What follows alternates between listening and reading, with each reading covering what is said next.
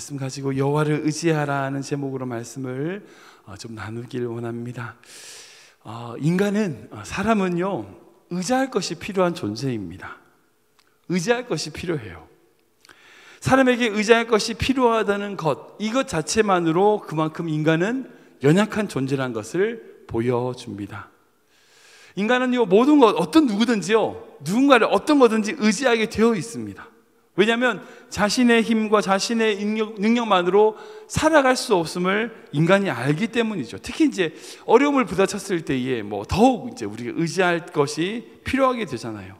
그래서 사람들은 그 어려운 때를 대비하기 위해서 자신의 삶을 지탱해 줄 그런 것들을 미리 마련하기도 하고 애를 씁니다. 그래서 보험도 있기도 하고 여러 가지 자기의 방법을, 자기를 지켜줄, 지탱해 줄 무언가를 준비하기도 합니다.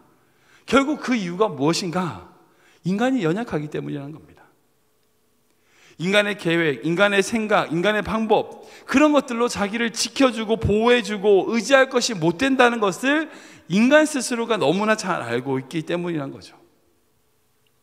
물론 이제 그렇게 준비하면 이제 이게 도움이 되긴 하지만 결국 어느 정도 한계가 지나면요, 결국 자기 자기를 의지할 수 없음을, 자기 홀로 남게 됨을 알게 됩니다. 지금 코로나19라고 하는 정말 한 번도 경험하지 못한 어떤 이런 상황 가운데 우리는 모두 처해 있습니다. 미국에서 봐도요, 수많은 일자리가 없어지고 경제 활동이 모두 뭉개되고 잘 나가던 회사들도 문을 닫고요, 사람들 관계 가운데도 모이지 못하니까 사람들이 서로에 대하여 개인적인 관계를 못하니까 마음이 점점 무너지는 그런 모습을 보게 됩니다. 결국 인간이 쌓아놨던 그런 사회 시스템이라든지 인간을 스스로 보호해 줄 것 같았던 모든 것들이 결국 이 팬데믹이라고 하는 상황에 한순간에 다 무너지는 것을 볼 수 있습니다. 인간의 방법, 인간의 계획, 인간의 뜻은요, 인간 스스로는 의지할 것이 못됐다는 것을 깨닫게 된다는 겁니다. 오늘 이제 시편 115편에 나오는 이스라엘 백성들의 모습도 이와 마찬가지입니다. 오늘 이제 후반부만 읽었는데요, 전반부에 읽어보면 그 인간이 자신을 보호하고 자신을 의지할 만한 대상을 하나님께 찾지 않고 인간의 연약함을 의지하기 위하여 무엇을 만들었냐? 우상을 만들었다는 거예요.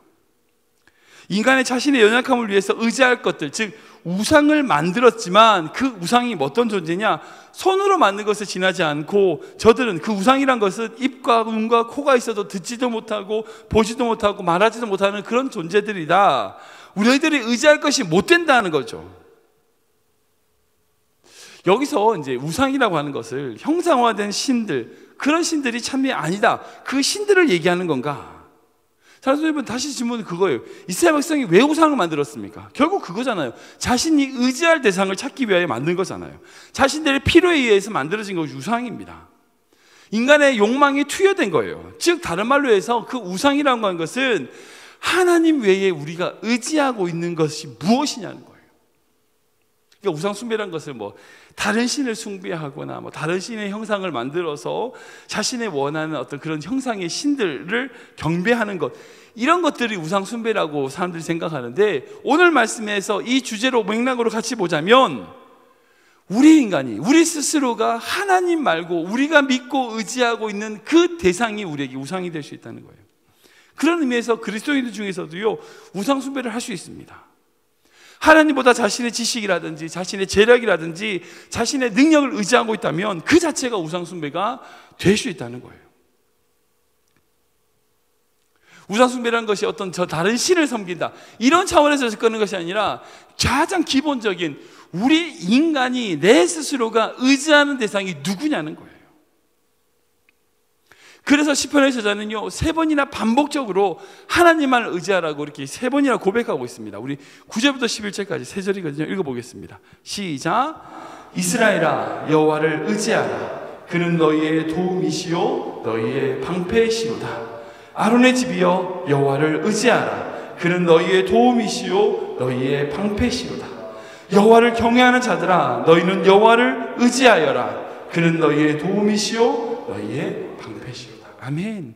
3번이나 계속해서 여호와를 의지하라. 그는 하나님은 너희의 도움이시고 너희의 방패시다. 앞에 보면 그 우상 숭배하고 있는 그 이스라엘 백성들에 대하여 그 우상이 헛되다는 것을 말하고 너희가 그것들을 의지하면 안 된다고 이야기한 후에 그들에게 간곡하게 외치는 선포가 무엇인가? 하나님만을 의지하라는 거예요. 이스라엘의 집아, 아론의 집이여, 여호와를 경외하는 모든 자들아, 하나님만을 의지하여라 라고 고백하고 있다는 겁니다. 우리 인생 가운데 우리가 신앙생활이라는 것은요, 다른 것이 아닌 것 같습니다. 하나님을 의지하는 겁니다. 그전에는 내 방법, 내 계획, 내 뜻을 의지했다면 그 의지하는 방향이 하나님께로 변화되는 것, 이것이 바로 우리의 신앙생활이 된다는 겁니다. 이 세상에 정말 믿을 만한 것들이 있잖아요. 정말 이거만 있으면 될 것 같은 것들, 여러분들 속지 마십시오. 속지 마십시오. 그것들이 여러분들을 의지할 만한 대상이 되지 못합니다.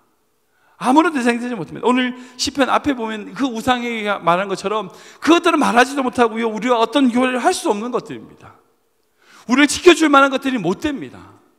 우리가 정말 의지해야 될 것은 오직 우리 주님밖에 없다는 것을 우리가 믿고 나아가는 삶이 되어야 된다는 겁니다.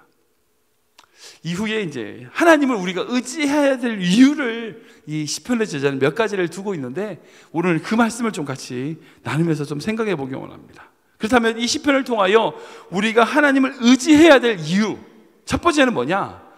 하나님을 의지하는 것이 복이기 때문이라는 겁니다. 우리가 읽어볼까요? 시작. 하나님만을 의지하는 것이 복이기 때문입니다. 아멘. 12절 13절 같이 읽겠습니다. 시작. 여호와께서 우리를 생각하사 복을 주시되 이스라엘의 집에도 복을 주시고 아론의 집에도 복을 주시며 높은 사람이나 낮은 사람을 막론하고 여호와를 경외하는 자들에게 복을 주시로다. 아멘. 잘 보시면 이게 앞에 읽었던 9절부터 11절까지와 12절 13절이 대구 구조를 이루고 있어요. 무슨 말이냐? 너희들에게 그 의지하라고 선언했던 대상들이 뭐였어요? 첫 번째는 이스라엘 집, 아론의 집, 그리고 높은 사람이나 모든 여호와를 경외하는 자, 이 사람들에게 하나님을 의지하라 라고 선언을 하고 난 다음에 그 다음에 뭐라고 얘기하냐면, 너희가 그렇게 의지했을 때에 하나님은 어떤 마음을 주시냐? 이스라엘 집에도 복을 주시고 아론의 집에도 복을 주시고 높은 사람이나 낮은 사람을 막론하고 여호와를 경외하는 자들에게 복을 주신다는 거예요. 즉 하나님을 의지하는 것이 복을 받는 길이라는 거예요. 우리를 생각하셔서 복을 주시는데 이스라엘 집에도 아론의 집에도 누구를 막론하고 하나님을 경외하는 자들에게 복을 주신다는 것, 이 두 가지 말씀이 서로 의지하고 하나님을 의지하고 바라보는 것이 복되다는 말씀이라는 거예요. 사랑하는 여러분, 그런 의미에서 어찌 보면요, 잘 되고 성공하고 돈 많이 벌고 건강하고, 여러분 그게 세상의 복이 아니라는 거예요. 어찌 보면 우리가 의지하는 것들이 무너져 내리는 아픔을 겪으면서도 우리가 의지하며 살아왔던 그 모든 것들이 없어진다 할지라도 내가 정말 의지해야 될 분이 바로 하나님이구나 하는 것을 깨닫는 것이 복인 거예요. 다시 말씀드릴게요.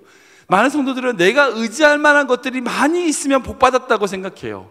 아니요, 그렇지 않아요. 내가 의지할 만한 것들이 많이 있다는 것이 복이 아니라 내가 의지할 것은 오직 하나님이라는 것을 발견하는 것이 복이라는 거예요.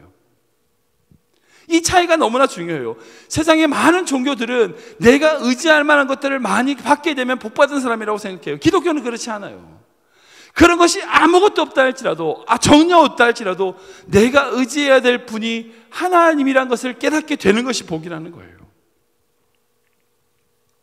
제가 이 말씀을 준비하다가 이제 그 생각이 났어요. 베드로가 예수님 처음 만났던 것들이, 장면이 생각이 났어요.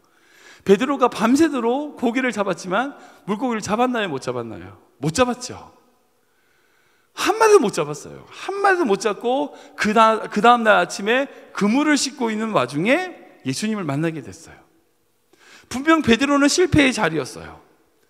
물고기를 잡아야 자기도 생계를 이끌고 뭐 가족도 먹여 살리고 여러 가지 생활을 할 수 있는데 아무것도 못 잡은 그 실패의 자리였어요. 그런데 사랑하는 여러분, 그 실패의 자리가 복된 자리예요. 왜? 예수님을 만났으니까. 만약 베드로가 물고기를 잡았다고 생각해 보세요. 물고기 팔러 시장에 갔을 거 아니에요. 그 돈 가지고 집에 돌아갔을 거 아니에요. 그가 만약 물고기를 잡았다면 예수님을 만나지 못했을 거예요. 그날 밤에. 그날 밤에 물고기를 한 마리라도 잡았다면 그 잡은 자그마한 성공 때문에 예수님을 만나지 못한다고요. 그러나 자기가 아무것도 못 잡았지만 그 실패의 자리 같지만 결국 예수님을 만날 수 있었던 계기가 되었기 때문에 그가 물고기 못 잡은 게 복이 되는 거예요. 마찬가지입니다. 우리의 신앙생활도 마찬가지입니다. 혹시 우리가 실패의 자리에 있다 할지라도, 우리가 연약한 자리에 있다 할지라도, 아무것도 아닌 것 같은 그런 공허한 자리에 있다 할지라도, 만약 우리가 그곳에서 예수를 만난다면, 그 주님의 마음을 깨닫는다면, 여러분 그 자리가 복된 자리라는 거예요. 하나님을 의지하는 것이 복입니다. 세상에 의지할 만한 것들을 가지는 것이 복이 아니라, 정말 내가 하나님만을 의지해야 되겠구나라는 것을 깨닫는 것이 복이라는 거예요. 두 번째, 우리가 의지해야 될, 하나님을 의지해야 될 이유가 뭐냐? 우리가 살아가며 해야 될 사명이 있기 때문이라는 거예요. 우리가 읽어볼까요? 시작. 우리가 살아가며 해야 할 사명이 있기 때문입니다. 우리 16절부터 18절까지 말씀 같이 읽겠습니다. 하늘은 여호와의 하늘이라도 땅은 사람에게 주셨도다. 죽은 자들은 여호와를 찬양하지 못하나니 적막한 데로 내려가는 자들은 아무도 찬양하지 못하리로다. 우리는 이제부터 영원까지 여호와를 송축하리로다. 할렐루야. 아멘. 우리가 하나님을 의지해야 될 이유가 뭐냐? 바로 하나님께서 땅을 사람들에게 주셨기 때문이라는 거예요. 여기서 이 땅이라는 개념을 어떻게 해석하느냐에 따라서 뭐 좀 차이가 있겠지만, 저는 이 땅을 어떻게 해석하냐면 하나님이 우리에게 주신 사명이라고 생각이 들어요. 분명히 하늘은 여호와의 하늘, 하나님의 뜻은 하늘의 뜻이죠. 그런데 땅은, 우리가 살아가는 이 땅은 사람에게 주셨다는 거예요. 즉, 이 땅에서 일어난 일과 책임에 대하여 하나님께서 우리에게 책임 물으신다는 거예요. 사명을 주셨다는 거예요. 그래서 이어서 말씀이 이제 그 17절 18절은 죽은 사람은 아무도 찬양하지 못한다. 적막한 내려가면 찬양하지 못한다. 그러니까 무슨 말이에요? 생명이 있을 동안에 여호와를, 이제부터 영원까지 여호와를 찬양해야 된다는 거죠.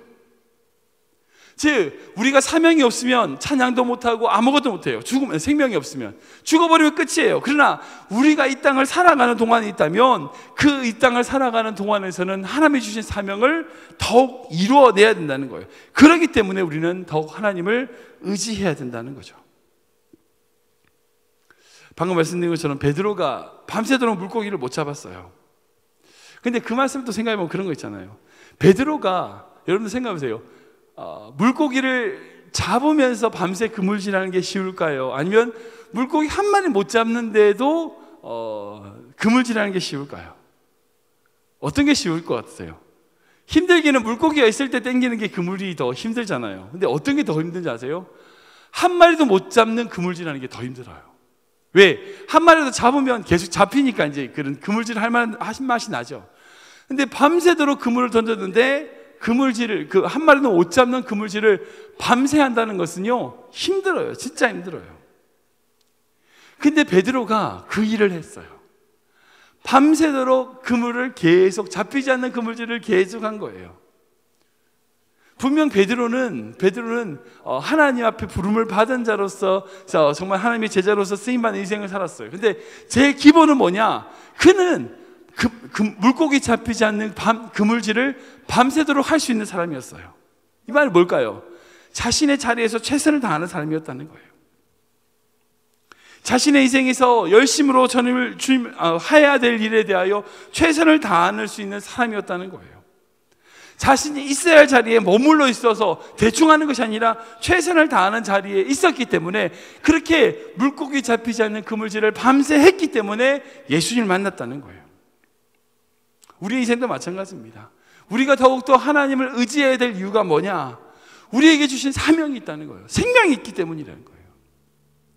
우리가 해야 될 일이 있다는 거예요. 비록 물고기 못 잡는 그물질일지라도, 아무런 결과가 없다 할지라도 열심히 해야 돼요. 최선을 다해야 됩니다. 그리고 그렇게 최선을 다하여 살아갈 때에 하나님을 의지하는 믿음 가운데 우리에게 주신 놀라운 축복, 하나님의 사명을 이뤄내는 삶을 이룰 수 있다는 거예요. 말씀을 정리하겠습니다. 우리가 인생을 살아가면요, 참 많은 우상의 유혹을 직면하게 됩니다. 그 말이 뭐예요? 하나님 아닌 다른 것을 의지하려고 한다는 거예요. 저것만 있으면 좀 괜찮겠지, 저거 있으면 괜찮지 않을까, 그런 유혹을 직면하게 됩니다. 그럴 때 우리가 더욱 기도하고 해야 될 것은 뭘까요? 하나님, 세월 지나갈수록 의지할 것뿐입니다. 세월 지나갈수록 다른 것을 의지하는 것이 아니라 주님을 의지하는 것뿐입니다 라는 우리가 방금 불렀던 그 찬양의 고백이 우리의 고백이 되어야 될 줄 믿습니다. 하나님, 내가 주님만을 의지하게 하여 주시옵소서. 주님만을 의지하는 것이 복이기 때문에 의지하게 하시고, 나에게 주신 그 사명을 이루기 위하여, 주의 그 길을 가기 위하여 날마다 더욱 의지하는 인생 되게 하여 주시옵소서.